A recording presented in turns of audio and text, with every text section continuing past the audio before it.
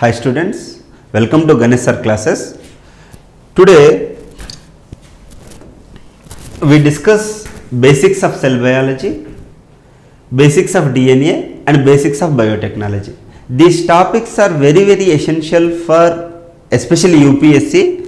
Along with the UPSC, majority of the group 1 services across India having this content. So this content plays vital important especially in the APPSC, TSPSC, Karnataka, Maharashtra. This Public Service Commission has the much more focus on this chapter. So what I'll do in this series is I'll be keep on uploading the content. I'll be completing complete portion of this complete chapter. Along with that, few prelims questions, along with the mains questions and model answers also I'll be explaining. Please do follow this channel, do listen to this content and enrich your knowledge. Okay. So in this series what I'll do is I'll throw some light on basics of cell biology, basics of DNA and basics of biotechnology. Okay. Now what you need to read to complete this chapter, because you need to have a basic understanding what you are going to study. If you don't have a holistic approach, then learning will become very difficult task. So what we are going to learn in this continuous series is, first what we are doing, we are going to learn basics of cell biology. Basics of cell biology. I will be taking content from the NCERTs from the 8th class to 12th class. After that what I will do, I will correlate this content with your syllabus copy. Okay, and I will be taking few prelims questions of the UPSC. After that mains questions of the UPSC and other state public service commissions also. So majority of the content I will be keep on giving you. Please do listen to the classes carefully. Then basics of DNA, principles of the biotechnology, salient features of the genetic code, how can a biotechnology can be used to address the various issues in India. So what are the issues in India now? We have a food security. Food security is the issue.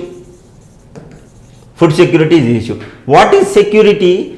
Whenever you are coming across a word security, security means availability, affordability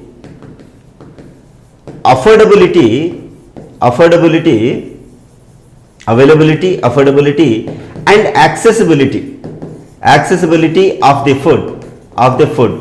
Now this term, then availability, affordability and accessibility of the food is not there in the country because the land is limited resources. You know this, land is limited resources.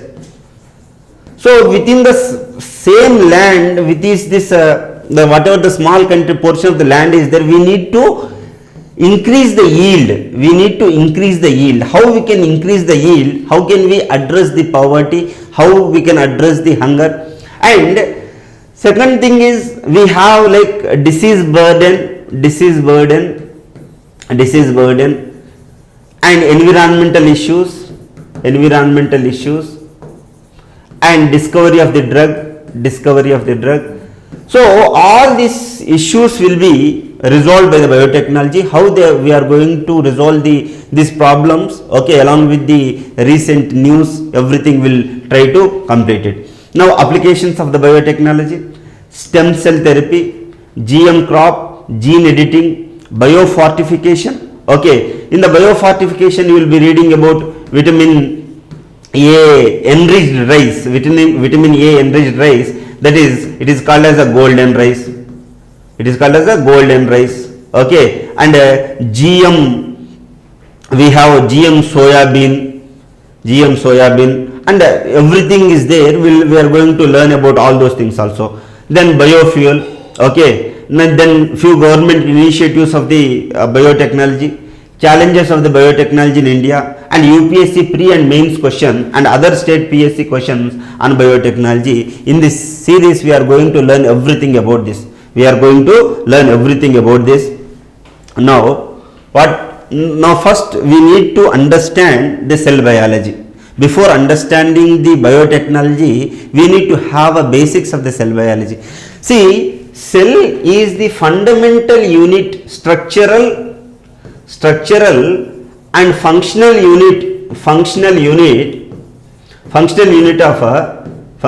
of a life is the cell. Structural and functional unit of life is the cell. So if you understand thoroughly the cell, okay, each and every cell has some function. Now what we are doing with this biotechnology, we are altering the function. We are altering the functions of the cell. Okay, in the cell we have a cell organelle. Within the cell organelle we will be having a nucleus. Within this nucleus we will be having a genome. In the genome we have a chromosome. In this chromosome we have a like a DNA. In this DNA we have a gene. So what we are doing, we are altering this gene to get a desired result.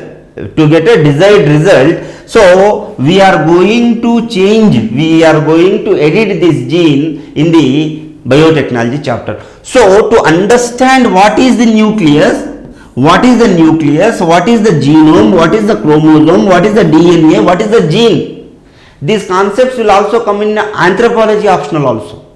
These topics do come in the anthropology option also. If you carefully listen to this, and anthropology preparation will also become very easy. So now you have understood that why we need to study the cell biology, because cell biology is a broader sense, okay, and this gene is a particular thing. To get into understanding of the gene, what we need to do is we need to understanding the cell biology. Even in a CAPF examination also,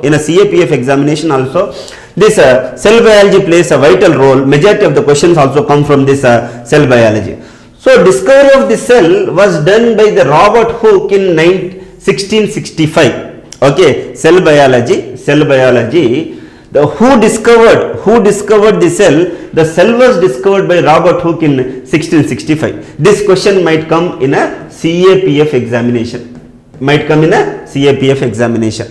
Now, cell in the living organisms are basic structural unit. Yes, we have discussed that cell is the structural and functional unit of a life, and a cell is the fundamental unit of the life. Then organisms made of more than one cell are called as a multicellular organisms. Okay, multicellular organisms. You might know we came from unicellular organisms. Okay, we came from a unicellular organism, that is a protozoa. Okay, in the subsequent classes we will going to learn about this thing. We came from a unicellular organism. That is a protozoa. This unicellular organisms, in the evolution it has become a multicellular organisms. Now, as we are humans are multicellular organisms. Okay, multicellular organisms. So multi means many, cellular means a cell. Okay, cell.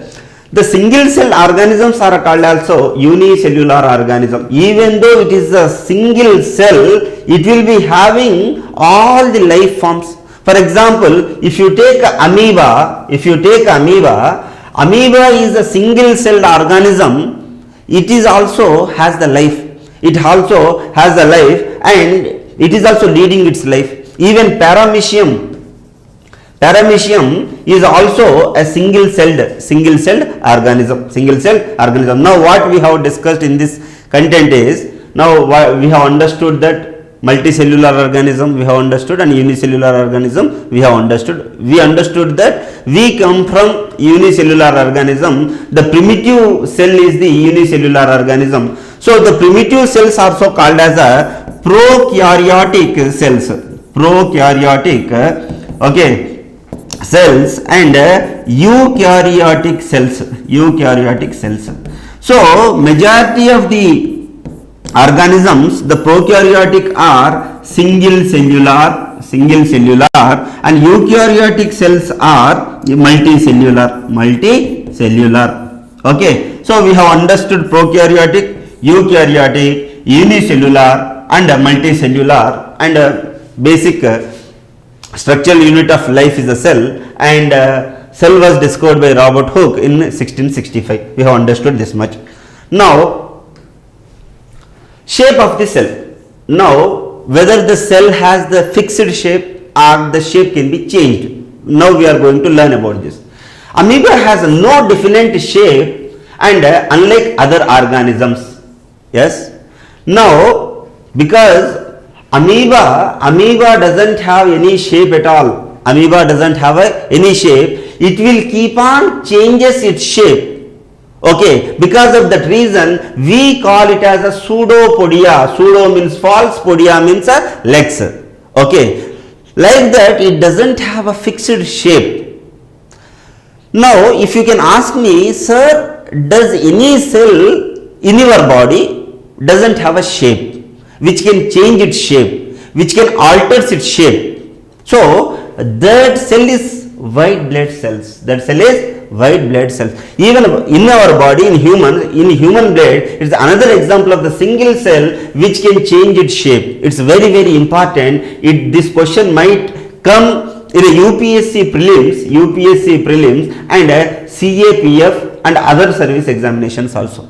Okay, in the prelims this question might come, whether as a statement they might ask whether the white blood cells can change their shape. Now you might imagine, like whenever you are reading amoeba only changes its shape, then you will like mark it as a wrong answer, then it would be a problem for us.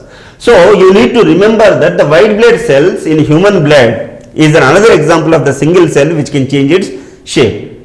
The different shapes are related to their specific function, like blood, muscle and nerve. Now what we need to understand here is what shape of the, whenever you are studying about the shape of the cell, few cells are spherical in nature, okay, round in nature, for example blood cells. Okay, for example muscle cells, different types of muscle cells are there, striated, ciliated, and nerve cell.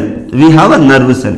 So nerve cell is like a strong, it is a thread-like structure, and it will be having a branches also. And two ending in the both side of the two ending, it will be transmitting the information. It is the transmitting the information. So based on the shape of the cell, the function will vary. Okay, based on the shape of the cell, function will vary. Now, size of the cell. What is the largest cell in the complete animal kingdom is the egg cell of the ostrich. Ostrich is the largest cell, very, very important. Okay. Next, parts of the cell. Now we try to understand the parts of the cell. Now if you can see, this is the cell wall. Okay, cell wall. In the cell wall, a porous line, a porous covering will be there. It is called a plasma membrane. Okay. In that, in the center we will be having a nucleus. In the nucleus we will be having a chromosome. Okay. And the gap between the nucleus and a cell wall, a gel-like substance which is there, which will accommodate all other organelles, is called cytoplasm.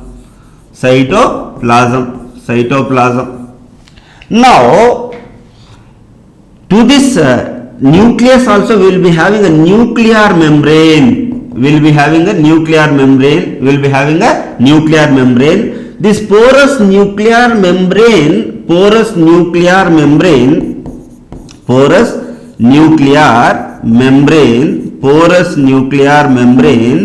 will transfer some genetic material, transfers some material from inside to outside, outside to inside.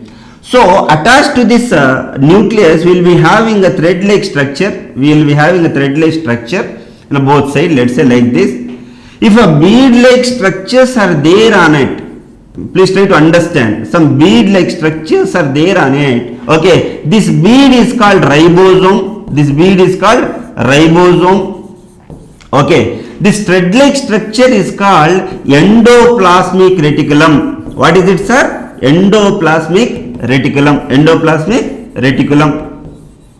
Okay, so if a beads are there on endoplasmic reticulum, it is called rough endoplasmic reticulum. It is called as what? Rough endoplasmic reticulum. If the ribosomes are not there on it, it is called as smooth endoplasmic reticulum. It is called as that smooth endoplasmic reticulum. A cup-like structure which is there, it is also called as a mitochondria. What is it? Mitochondria, powerhouse of the cell. Mitochondria is called as what? Powerhouse of the cell. Now the uniqueness of the mitochondria is it will be having its independent DNA. It will survive, it will give its own information. This mitochondria has its own DNA. Because of this knowledge will help you in understanding a triple parent baby. This information will be helpful to understand a triple parent baby. That question has came twice in the UPSC prelims. Okay, now what you need to remember here is our mitochondria has a separate DNA. It is not controlled by the nuclear DNA. It has its own DNA. You need to understand this concept. Now after this, we will be having the Golgi apparatus. We will be having a Golgi operator. We will be having lysosomes. We will be having lysosomes and peroxisomes. Lysosomes and peroxisomes.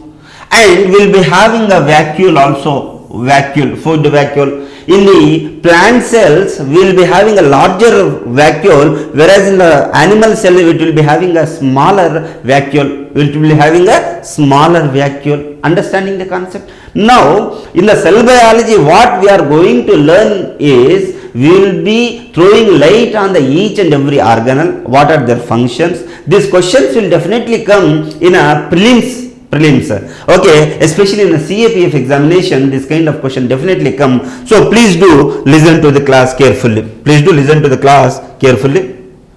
Okay.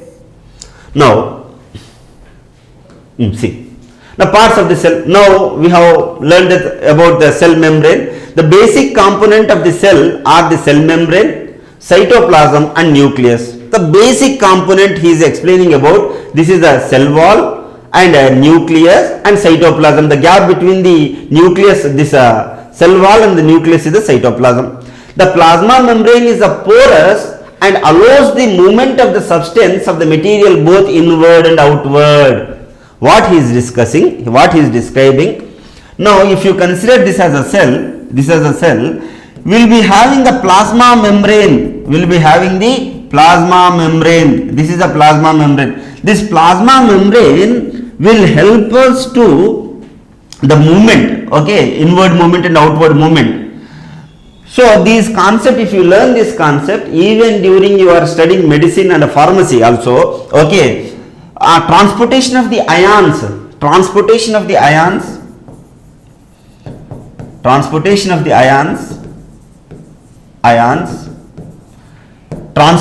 of hormones, transportation of hormone or transportation of food particles also. Transportation of food particles. Transportation of the food particles also. It will allow, this plasma membrane will allow inside whatever waste which is there, it will come. Okay, even gases also, transportation of the gases. Transportation of gases will also takes place. Okay, and whenever you are learning about, we will be learning about active transportation and passive transportation. Active transportation and passive transportation. What is this active transportation? Whenever the exchange of the ions are taking place, okay, then if the energy is utilized, it is called as the active transportation. In the passive transportation, whenever the ions or the food molecules or something is transporting, okay, if the ATP or the energy is not utilizing at all,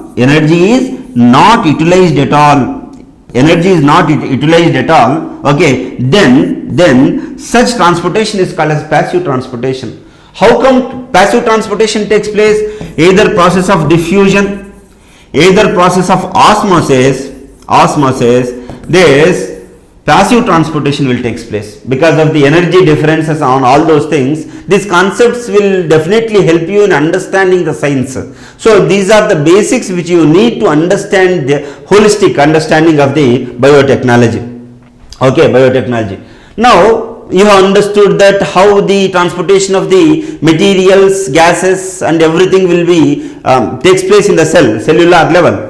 Cell membrane covered by the another thick covering called as a cell wall. Okay, now we have seen this plasma membrane. This is a plasma membrane and this is a cell wall. Cell wall is the stronger, thicker part. Cell wall is the stronger and thicker part. Why it is thick? Because it has to give protection to the cellular organelles. Okay, why the cell wall is thick? Because it has to give the protection to the organelles which is there. Okay, it is like a house, 4 walls. Okay, now the jelly like substance between the nucleus and the cell membrane is called cytoplasm. Okay, say for example this is a cell wall, this is a nucleus, in between this what we have is the cytoplasm. What we have? A cytoplasm here. What we have? This cytoplasm, jelly like substance. Okay, it is a complete empty space between the cell wall and the nucleus. In addition to this cell membrane, there is a outer thick layer is called as a cell wall. We have seen. Why plants do have the cell wall? This is a question to you. This is a question. Now, why humans doesn't have a cell wall? Okay, whereas the plant cell have a cell wall. Now, if you take your hand and if you like squeeze your skin, then we see that the smoothness of our skin. Okay, so hence proved that our animal cell which is there, it is a smooth in nature. But when you go and touch the plant bark, then it is so tough. Why it is tough? Because see, no, the plant cell need a protection against variation in the temperature, high wind speed, atmospheric moisture and other environmental factors to withstand that all these adversities. To withstand this all these adversities, the plant cell should have the cell wall. If someone asks you why do the plant cell has the cell wall, see, if I am now, if so much what we can see warm outside, I can use the air condition, I can change my environment, but the plant can't change their environment, right? Okay, because of that reason, to withstand the adverse conditions, the cell wall will give the protection. Because of that reason, the plants should and must need a cell wall. Okay, now if this question will definitely come as a assertion reasoning question. Okay, question might come. Now, cytoplasm. It is a gel-like substance present between the cell membrane, that is nucleus, and what is nucleus? Nucleus is separated from the cytoplasm by the membrane called as a nuclear membrane. This is a membrane is also a porous and allows the movement of the material between the cytoplasm inside the nucleus. Now what he said, this is a cell wall, this is the nucleus. Okay, in the nucleus we have the porous substances. Okay, it is nuclear membrane. Okay, so this membrane, what it will do, it will allow the movement of the material. In addition, nucleus contains a thread-like structure called as a chromosome. It has a thread-like structure. Nucleus has the thread-like structure called chromosome. Understanding? It will be having a thread-like structure called the chromosome. Now, this carries a gene and helps the inheritance and transfer of characteristics from a parents to the offspring, and the chromosome can be seen only through the cell divide. We can see only chromosome during the cell division. Okay, in anthropology we will be studying mitosis and mitosis and meiosis division. Okay, so what he is saying, in the nucleus we will be having a genetic material, thread like material, it is called as what? DNA. Okay, this DNA has the gene in it, this gene has a genetic material in it, okay, genetic material in it. Since this genetic material will transfer from parents to offspring. Okay, if you study about this genetic material, okay, we will be studying about this genetic material in the particular in the biotechnology. Now what he is saying, we'll see. See, fun fact. What is the fun fact here? Gene is a unit of inheritance in a living organism. It controls the transfer of hereditary characteristics from the parents to the offspring. Understood here? For example, this means that your parent might pass their characteristics on you. If your father has a brown eyes, this brown eyes might come to you. You may also have a brown eyes. If your mother has a curly hair, okay, then that curly hair might come to you. This is the genetic information. Whenever we see a person and if we see their parents also, we can correlate what are the features are the common in the both mother and father and your friend. You will be comparing with all those things. This comparison is the genetical transfer. It is a genetical transfer. Now the entire content of the living cell is known as protoplasm. Very, very important. Entire content of the living cell is called protoplasm. If you are reading, whenever you are reading biology, this protoplasm word will come very frequently. So, the entire content, whatever in the cell, every content, it is called as a protoplasm. It is called as what? Protoplasm. Protoplasm is called as the living substance of the cell. Okay. The cell having a nuclear material without nuclear membrane, it is termed as a prokaryotic. Pro means first, karyon means naked. Pro means naked, karyon means a nucleic material. Okay, prokaryotic. Pro means naked, karyon means genetic material. So this prokaryotics doesn't have a nuclear membrane, it is naked. Okay, if for example in our animal cell, if it is the cell, if it is a genetic material, a membrane is there. If the membrane is there around the genetic material, it is called eukaryotic. It is called what? Eukaryotic. Okay, eukaryotic. Whereas if the cell is there, there is no cell membrane around the genetic material, it is called prokaryotic. It is called what? Prokaryotic. So examples of the prokaryotics are blue-green algae and bacteria. Very, very, very important. This question might come. Okay, this question might come. Bacteria and blue-green algae. Are the best examples of the prokaryotics. Well, all organized nucleus with the nuclear membrane is called as a eukaryotic. If the cell membrane is there to the genetic material, it is called eukaryotic. So you need to understand this. Okay. Then vacuole, it could be the single cell and the big as well in an onion cell or the cheek cell as well. So this question has been asked in the UPSC, how the vacuole will be present. Vacuole will be present in animal cell and vacuole is not present in the plant cell, kind of question has been asked. So you need to focus that the vacuole will be there in a plant and animal cells as well. So in this session what we have understood is,